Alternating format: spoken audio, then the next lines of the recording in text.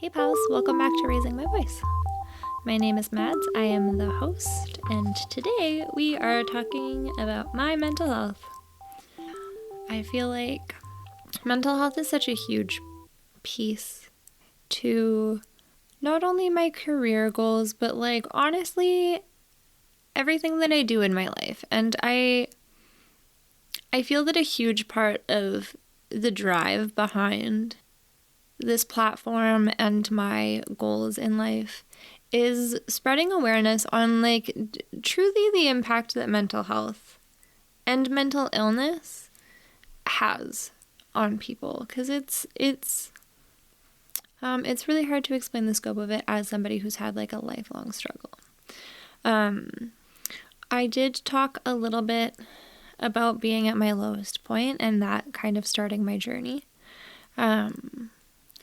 And I had a conversation with my stepdad in this time period. And I could not tell you what led up to this, other than me being not super stoked about life.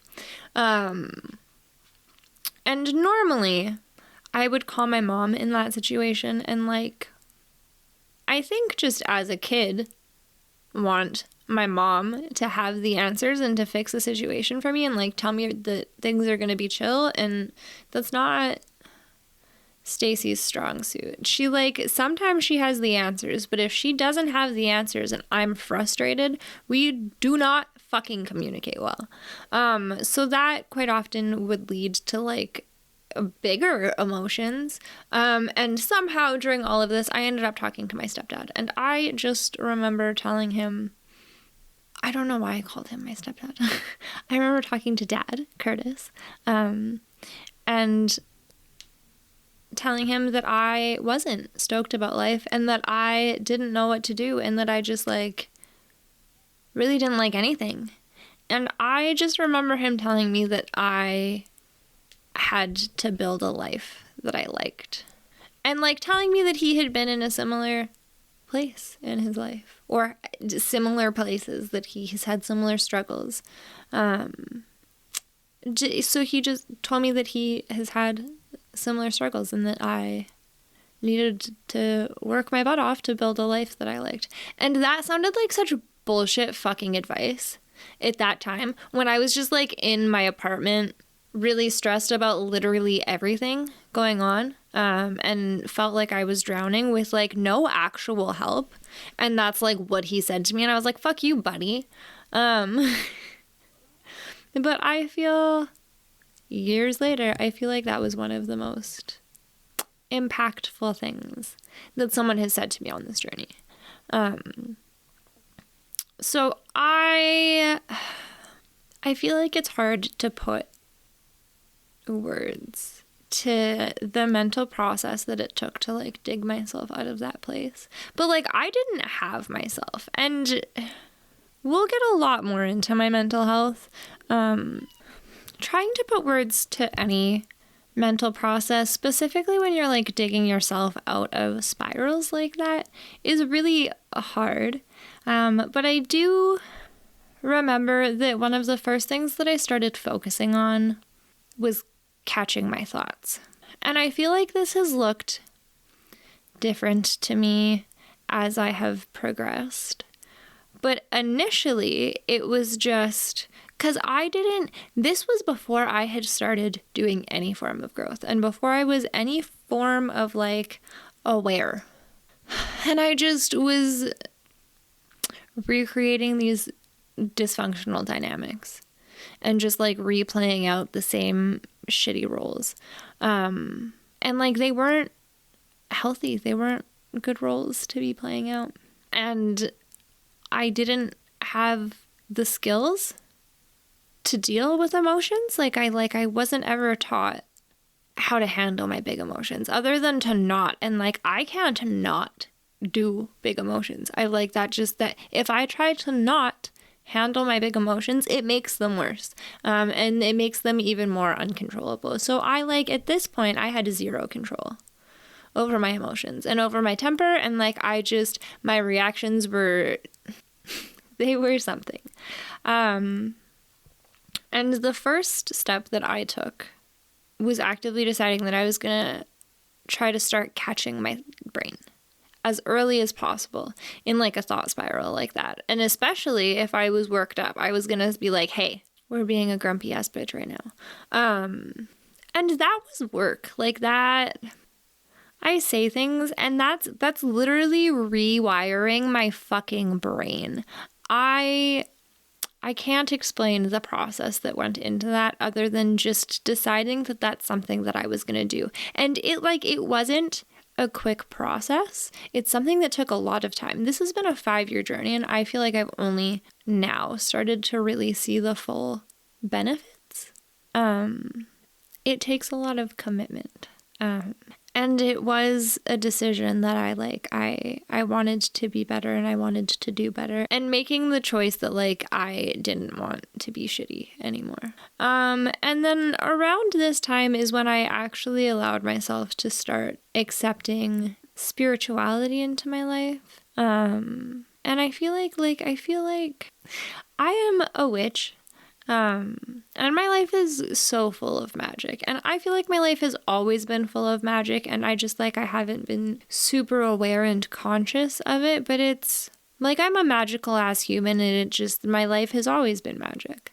And it very much goes hand in hand with my belief in spirituality in the universe, and it all fits together so beautifully.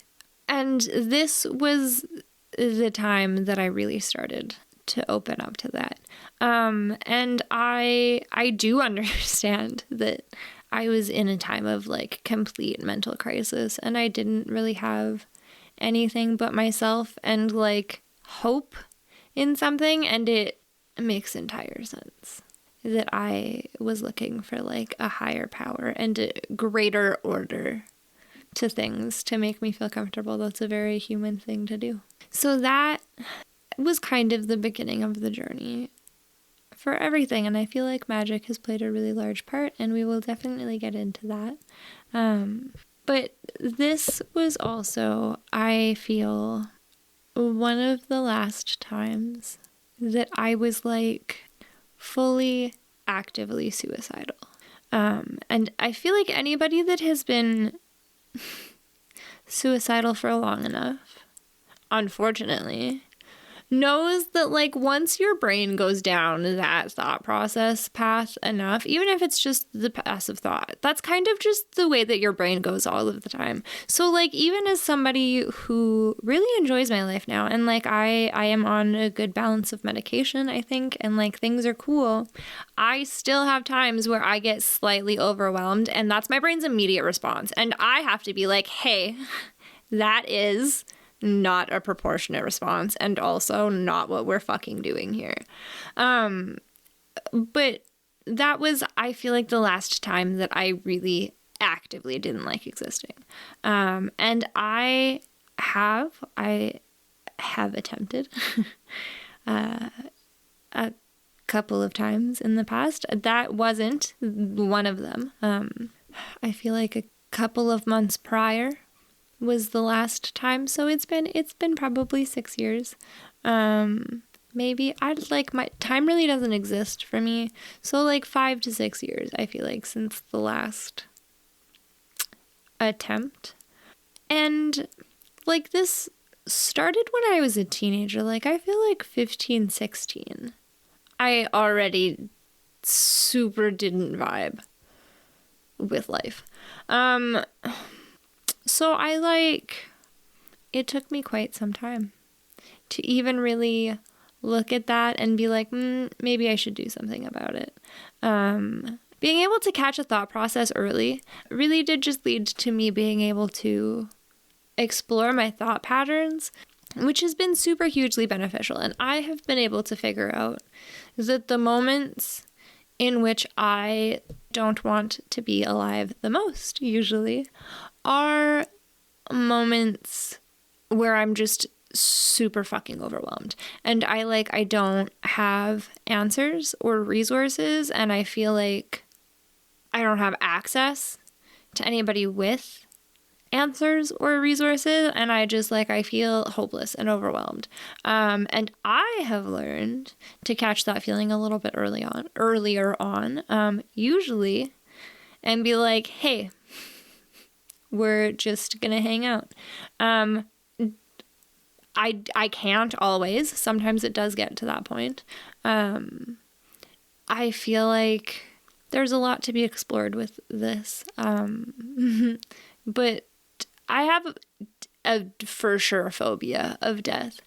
And I feel like that has definitely come into play a lot here, because I'm a mentally strong person, but I feel like that's been a pretty good cushion for a lot of this.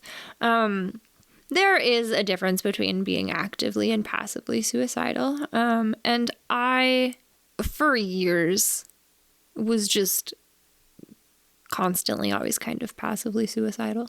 And again, if you have spent a lot of your life in that mindset, without a lot of work, I feel like you kind of always, and then even then, like I said, I've done a shit ton of work on it, and I know for a fact that I do not want to kill myself. That's a hard fucking no for me. My brain still occasionally, and it's not even when I'm really overwhelmed and things are stupid and I don't have answers anymore. Now it's I'm overwhelmed and something small happens and it just it's unreasonable. So I hope that if you're listening, you're my kind of person. 'Cause that could sound concerning. And I'm chill. Again, phobia of death. I have done a lot of mental work. I'm just hanging at this point, but at one point, I wasn't thrilled about it. I kind of just started dating someone and then threw myself into a bunch of other chaos and didn't really deal with my mental health. But simultaneously, decided that I didn't want to contribute to dysfunctional patterns, which it's really entertaining to see the whole picture, because it really was just picking which fucking cycle I was going to follow. But that led to quite some trauma, which led to me living with my best friend. And we have really similar outlooks. And we've been best friends since grade 9. So all of my 14-year-old plus trauma, they've been there for, which is super fucking dope. So we lived together, and I feel like that was really cool, and having a home and a safe space. And I lived there for 2 years, which is the longest that I have lived anywhere consistently, except for maybe a childhood home. But even then, 2 years seems lengthy. So it took a little while of me being in a safe space with my safe person for me to realize the extent of the trauma from the previous relationship. And that was what led me to being able to go to therapy. It's a lot to unpack, and I'm excited to unpack it with you. It really does deserve its own whole episode, and maybe even a few. But it did enable me to go to therapy. So I have been doing therapy for about 2 years.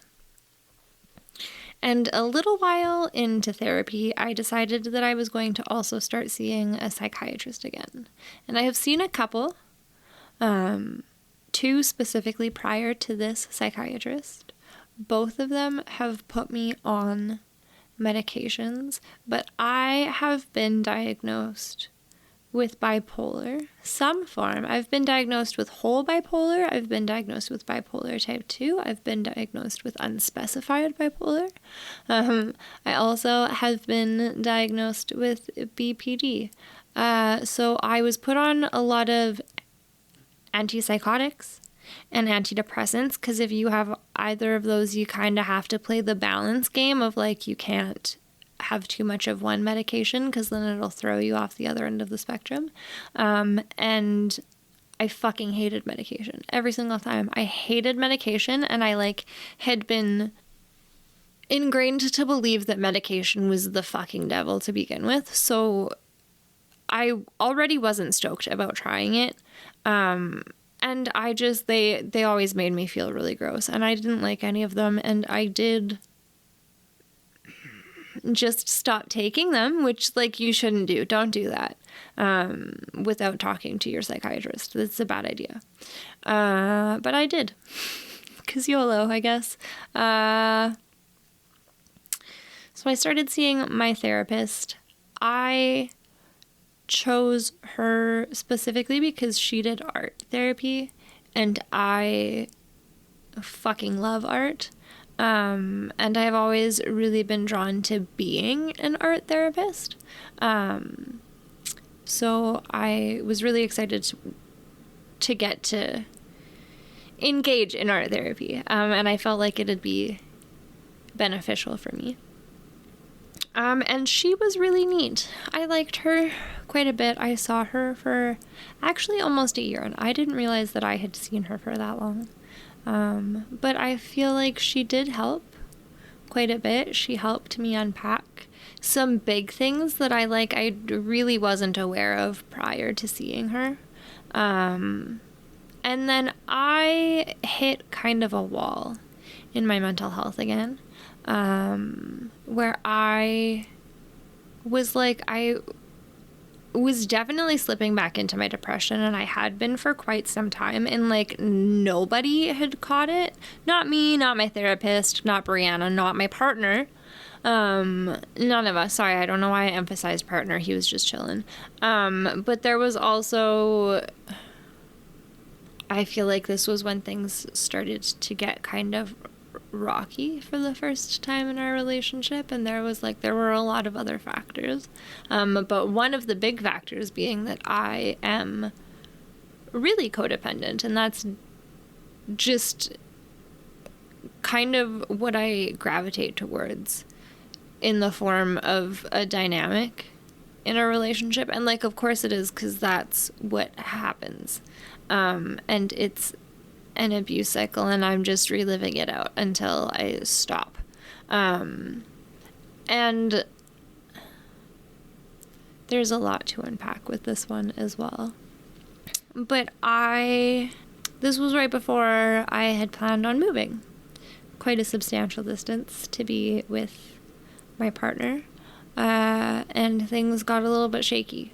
And I felt really hopeless because I wasn't feeling good with where I was. I wasn't feeling safe and secure. And that was to absolutely no fault of my incredible roommate or like the amazing workplace that I had. It was the situation, and specifically being in that city made me super uncomfortable and constantly uneasy. So I had a therapy session, and I got like 2/3 of the way through before she finally was like, "Are you depressed?" And I was like, "Yeah, Gloria, I'm fucking depressed. I've been depressed for a while, man." But like, it was really frustrating to me in that moment because it had become super clear to me at the very beginning of our session that like definitely in a depression spout. For the last little bit of our session, she did like really drill into me that I needed to take care of myself, and I needed to pull myself out of my depression, and I needed to stop being codependent, because if I continued to be codependent, then I was going to like lose my partner. And that's what she said to me. Like, that's the way that she phrased it. And like, that wasn't fucking helpful to me. I was already not doing great mentally. I didn't need my therapist to be like, "Hey, if you don't stop, you're going to lose your partner, who you love more than anything in the world, while you're in a mental health crisis." And like, I loved her a lot, but I literally have not seen her since then. And I didn't message her. I stopped going.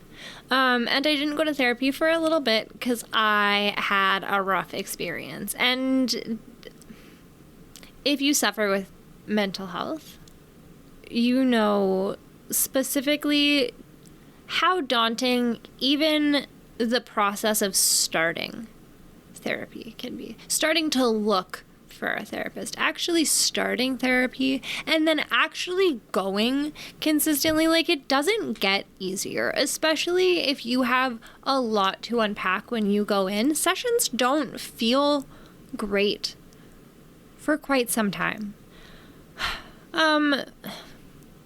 So I was quite discouraged. But I had been seeing my psychiatrist for quite a bit. His first diagnosis for me was general anxiety disorder, social anxiety disorder, avoidant restrictive food intake disorder, and then ADHD and unspecified bipolar. And I went to him specifically because I had a growing suspicion that I had ADHD, and that's just been like kind of the baseline problem. And I've been collecting mental illnesses on top of that for my lifetime, but that I feel like is the main one. And he wanted to do medication for bipolar first, and like that's fine because I get it. We kept upping my dose occasionally as I would need it. And as the dose got higher, I found that it was helping less and I was having more side effects. So that's when I met with my psychiatrist again, and I was like, hey, this is the deal, pal. And we came into the mutual decision that it is just ADHD, which like I knew from the start, but that's fine. I was happy to play the game with him. So I started taking an ADHD medication. I started with a non-stimulant because specifically I have an eating disorder and stimulants suppress appetites as just like a fucking side effect. And he didn't want to suppress my appetite if I was already struggling to feed myself. So we started with a non-stimulant, and I didn't like it. I feel like it made me really dizzy, and I feel like it made me really groggy, and I don't think that I was on it for very long. I was still taking quetiapine for all of this because it was helping me sleep, and I have been really struggling to sleep progressively over the last 3 years, but it has just gotten worse as time has gone on. So I started with a non-stimulant. I didn't like it, and then we decided on a stimulant after I had kind of discussed with some friends and done some research. So then I started on Vyvanse, and truly just incredible. I wasn't prepared. And I feel like that's kind of the consensus as people with ADHD who get a really late in life diagnosis, and get actual help that they need for the first time and try stimulant medication for the first time. I feel like it's pretty common that people are just like, this is crazy. And also simultaneously, what the fuck? Because I've spent a decent portion of my life with a brain that just didn't fucking work, and it could have. And that's a really frustrating feeling that I don't think is talked about enough as it should be. Because it's a really overwhelming feeling. And it's cool, and it's really neat to be able to do things. But it's not a great feeling sometimes. And then I was on Vyvanse and quetiapine for quite some time. And I started my Vyvanse right after the end of my last relationship. And then I did the whole kind of like adjustment period after that, which was a lot. We'll get more into that because there was a lot to adjust from. But I did all of that just on like the quetiapine to help me sleep and the Vyvanse. And then it was right before Christmas where I finally talked to my psychiatrist and I was like, hey man, I think that I also need an antidepressant. So we took me off of the quetiapine because I was just using it for sleep, and I am now on Remeron. I can't say the like actual name for it. But I'm on Remeron because it's one of the ones that will actually help my brain. Because I have ADHD, which means that regular antidepressants, for super fun reasons, science, don't work properly. And also ADHD just comes paired with like its own special little brand of depression that you just have, that people with ADHD just get. And doctors are like, yep, that's just your ADHD depression. And so I think that the consensus now is that we're adding major depressive disorder on top of my pile here. And then the last time that I talked to him on the phone, I said that I think that I can't sleep because of my PTSD.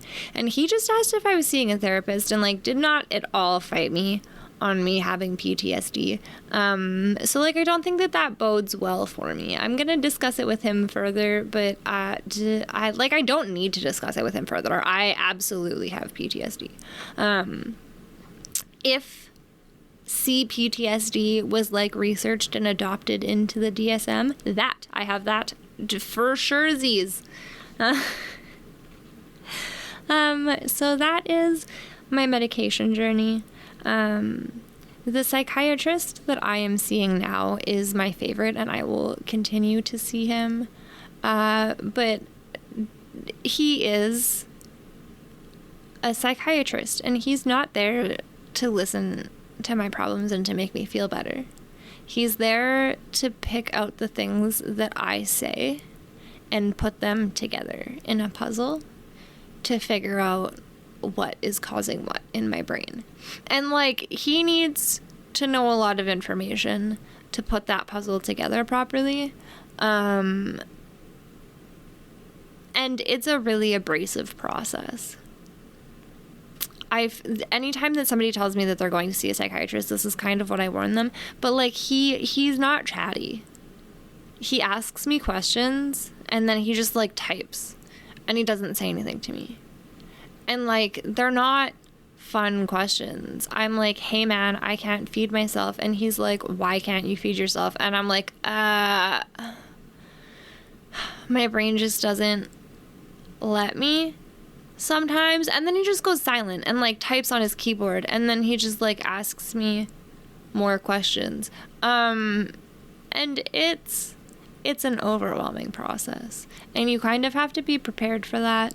And like, I really like my psychiatrist, and he still kind of terrifies me, and the process isn't my favorite. But a psychiatrist that is right for your mental health team will allow you to advocate for yourself. And that is the most important, I think. I like sometimes don't feel confident advocating for myself, but that is a theme we will get into. My voice, that's the whole point. But I have grown much more comfortable, and like, when I'm able to be like, hey, these are my concerns, here's what I want to do, he's like, cool, I agree. And he also really prompts me to like take my mental health into my own hands. He like gives me sheets that have information on medication and like asks me which ones I would like to try, and like he does a really good job at making me feel included in like managing my mental health. And that is what a good psychiatrist should do. I started seeing another therapist. I've been seeing her for almost a year. Her name is Maureen. She is just so incredibly lovely.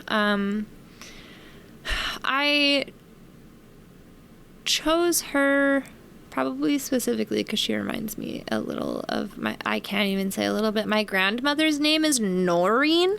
And like they don't not look similar. It's it's a little, it's whatever. It's fine. But I love her dearly. She's fantastic. She also allows me to advocate for myself. But when I started looking for a therapist the second time around, I was interested specifically in therapists that would help with CBT.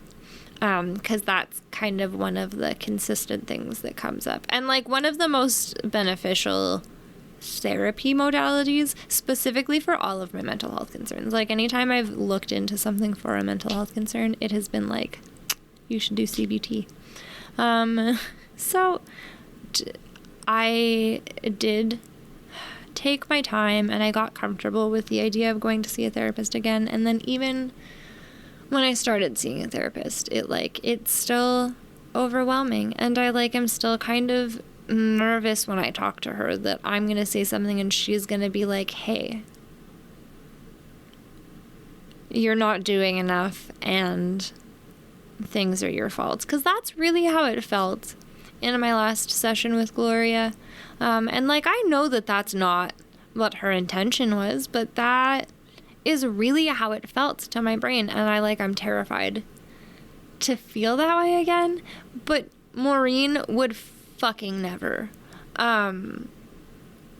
She would prompt me to say it to myself probably, but she would never say those words to me, and she would never make me feel that way. She is so good at validating me and encouraging me and letting me get places on my own, and giving me nudges when I need them. But she's incredible, and she makes me feel very safe and very secure and very heard, and really supported and really validated. And those are all incredible qualities that you should look for when looking for therapists.